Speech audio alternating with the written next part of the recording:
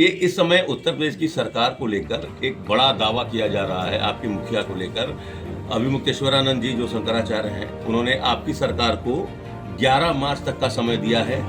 गऊ को राज्य माता का दर्जा दीजिए आप लोग, और बीफ एक्सपोर्ट पर 100% आप रोक लगाइए। जिसकी गाइडलाइन सही है कि गलत?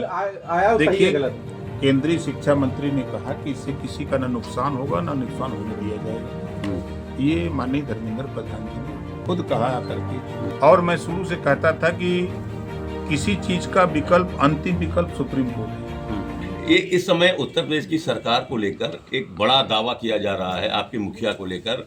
अभिमुक्तेश्वरानंद जी जो शंकराचार्य हैं, उन्होंने आपकी सरकार को 11 मार्च तक का समय दिया है।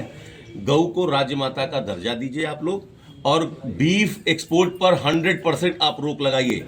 हम लोगों को कहाँ दिक्कत है? तो दे दीजिए ना, गौ ये माता, गौ को तो माता ही लोग मानते हैं, तो दर्जा देने में राज्य माता का दर्जा दे दीजिए। अब वो हमारे कहने से तो होगा नहीं, या उनके कहने से तो होगा नहीं। हाँ, वो मामला जब कैबिनेट का है, कैबिनेट में जब ये प्रस्ताव आएगा तब फिर जी देखा जाएगा। कैबिनेट में प्रस्ताव आएगा तब देखा जाएगा। इसी बनारस में आपके जिलाध्यक्ष के नेतृत्व में आपके कार्यकर्ताओं ने खूब विरोध प्रदर्शन किया एक कैबिनेट मंत्री के खिलाफ कि सुहेलदेव जी महाराज की जयंती हो रही थी, उन लोग को जयकारा भी नहीं लगाने दिया गया। तो अब मूल सवाल ये है कि जो दो राजभर नेताओं की लड़ाई है, ओम प्रकाश जी बीजेपी के एक कैबिनेट मंत्री हैं, आप एक दूसरे कैबिनेट मंत्री, दोनों राजभर समाज से हैं, तो ऐसा क्यों है बार बार ओम प्रकाश राजभर बनाम अनिल राजभर का ये नैरेटिव क्यों ये रखा जा रहा सामने? क्यों दोनों लोगों के बीच विवाद हो रहा है? मंच से भी उन्होंने बहुत कुछ कहा। देखिए, पूरे देश में कोई ऐसी दुकान बनी हो जहां वोट बेचा जाता हो। पूरे देश में कोई ऐसी दुकान हो जो लायक लोग कहते हैं हाँ, कि ओम प्रकाश राजभर वोट बेचते हैं। वोट बेचते कहाँ हैं? अगर मर्द हैं, माँ का दूध पिए हैं, तो ये बताने की वोट बेचने की दुकान कहाँ है? जरा हम भी देख लें कि दुकान देख लें, उसके बाद तो फिर हम भी जाएं। मंच से लेकिन बोल रहे नहीं, मंच मैं भी तो कह रहा हूँ, आपके सामने कह रहा हूँ कि अगर मर्द हैं वास्तव में, तो एक दुकान बता दें कि कहाँ वोट बेचा गया है और कहाँ दुकान खुली है पूरे देश में। चुनौती देता हूँ। राजभर समाज का नेता कौन है? वो उनका दावा है कि राजभर समाज के हित के लिए जो मैंने कर दिया वो किसी में और कोई कर ही नहीं पाएगा। नहीं, आप लोग गवाह हो, 23 साल पहले क्या राजभर महाराजा सुहेलदेव जी का नाम लेने वाला कोई माई कलाल था? हाँ, 20 साल में चीजें बदली हैं, ठीक बात है। हाँ। इसी बनारस से हमने शुरू किया था, सारनाथ से। तब उस समय सुहेलदेव जी को जानने वाले लोग नहीं थे।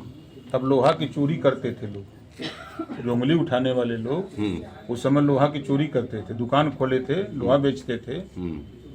तो घरतौली होती है ना, तो वो चोर किसी और को कह रहे हैं? नहीं, अब बता तो रहा हूँ।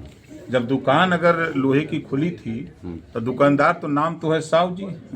हाँ, नाम तो है साहू जी, काम क्या होता है? तो जो जैसा करता है वैसा सबको समझता है। राजभर समाज के हित के लिए कौन लड़ा? ओम प्रकाश जी। 23 साल में ओम प्रकाश राजभर ने वो काम कर दिया कि बहराइच की धरती पर राजभर महाराजा सुहेलदेव जी की मूर्ति लगवा दिया, 5 एकड़ में पार्क बनवा दिया, लखनऊ में सुहेलदेव यूनिवर्सिटी खुलवा दिया। भारतीय समाज पार्टी नहीं बनी होती तो ये नहीं होता। गाजीपुर से सुहेलदेव एक्सप्रेस चली। अगर ये भारतीय समाज पार्टी नहीं बनी होती तो ये नहीं होता। आज देश में राजभर महाराजा सुहेलदेव जी की चर्चा सब लोग कर रहे हैं। इसकी चर्चा, इसकी देन भारतीय समाज पार्टी है। इसके पहले भी कांग्रेस की सरकार, बसपा की सरकार, बीजेपी की सरकार, तमाम पार्टियों की सरकार थी, लेकिन कभी किसी ने इस पर ध्यान नहीं दिया।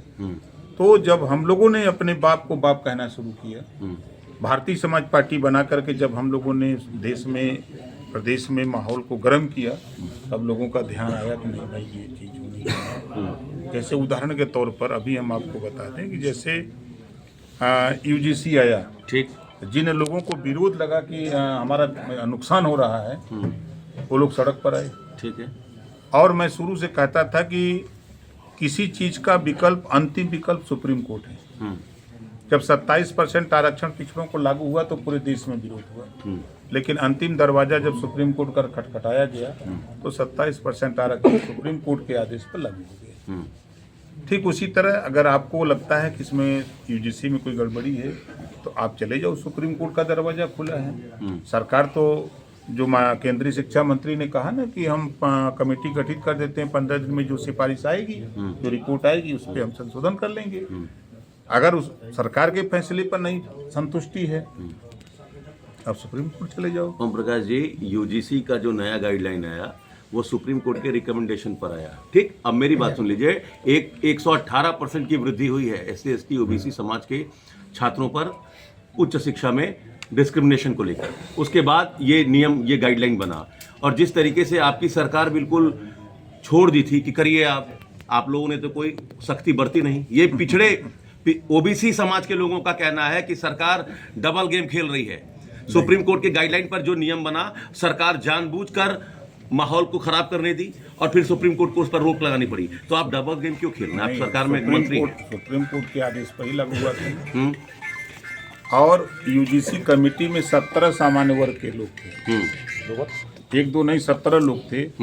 एक लोग नहीं समझे, 2 लोग नहीं समझे, 4 नहीं समझे, 6 नहीं समझे, 17 हो एकदम नहीं समझ पाए। तो आप मानते कि वो अपर कास्ट के लिए दिक्कत गलत था? वो नहीं, जो सवर्णों के लिए गलत था। कहा गलत था गाइडलाइन? तभी तो आप कह रहे हैं कि सब विरोध कर रहे थे तो उसका मतलब गलत था। नहीं, जो लोग विरोध कर रहे हैं, हाँ, तो उनके लिए मैंने कहा कि अगर आपको लगता है कि इस कानून में कोई गड़बड़ी है, हाँ, कोई चीजें गड़बड़ है, हाँ, तो उसके लिए दरवाजा खुला है सुप्रीम कोर्ट का। आप सुप्रीम कोर्ट जा सकते हैं, वहां से आपको न्याय मिलेगा। जिस तरह 27% आरक्षण का विरोध पूरे देश में हुआ, लेकिन पिछड़ा वर्ग गया सुप्रीम कोर्ट, उसको न्याय मिला। तो आप यूजीसी गाइडलाइन के आप अभी एक सही है या गलत? आपकी नजर में जो यूजीसी गाइडलाइन सही है कि गलत? आया वो सही है देखिए, गलत?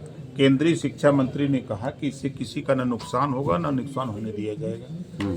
ये माननीय धर्मेंद्र प्रधान जी ने खुद कहा आकर के प्रेस के सामने। आप मानते हैं उच्च शिक्षा में ओबीसी एससी एसटी के साथ ज्यादती होती है? आप पहले ये मानते हैं कि नहीं मानते? नहीं, बिल्कुल मानते हैं। अगर होता नहीं तो कानून में संशोधन क्यों होते? तो फिर सख्ती से क्यों नहीं लागू करवा रहे हैं आप लोग? तो लागू अब सुप्रीम कोर्ट का मामला है, सुप्रीम कोर्ट स्टे दिया है। अध्यादेश लाने, आप तो एससी एसटी के खिलाफ जो सुप्रीम कोर्ट का डिसीजन आया, आप अध्यादेश लेकर आए कि नहीं है? सुप्रीम कोर्ट के आदेश पर लेके आए। हाँ, तो आप अध्यादेश क्यों नहीं लेकर आ रहे? यही तो सवाल है। भाई, सुप्रीम कोर्ट ने डेट दिया है ना 13 मार्च का। ठीक है, अब उसका 13 तारीख तक जो सुप्रीम कोर्ट के गाइडलाइंस है उसको हम नकार नहीं सकते ना। तो एससी एसटी ओबीसी की लड़ाई ओम प्रकाश राजभर लड़ेंगे? काहे नहीं लड़ेंगे? हम तो सबकी लड़ाई लड़ते हैं। नहीं, फिर आप डिप्लोमेटिक आंसर नहीं, देंगे। नहीं, नहीं, नहीं। आप एससी एसटी ओबीसी की लड़ाई लड़ेंगे किसी कि नहीं? कानून से, हाँ, किसी कानून से अगर किसी का नुकसान समझ में आ रहा है किसी वर्ग का, तो उसके लिए अंतिम दरवाजा सुप्रीम कोर्ट है। आप अपनी बात वहां जाके कह सकते हैं कि हमारा इससे नुकसान हो सकता है, इसमें संशोधन कर लिया जाए। ठीक है। यही सुप्रीम कोर्ट में दाखिल भी हुआ है।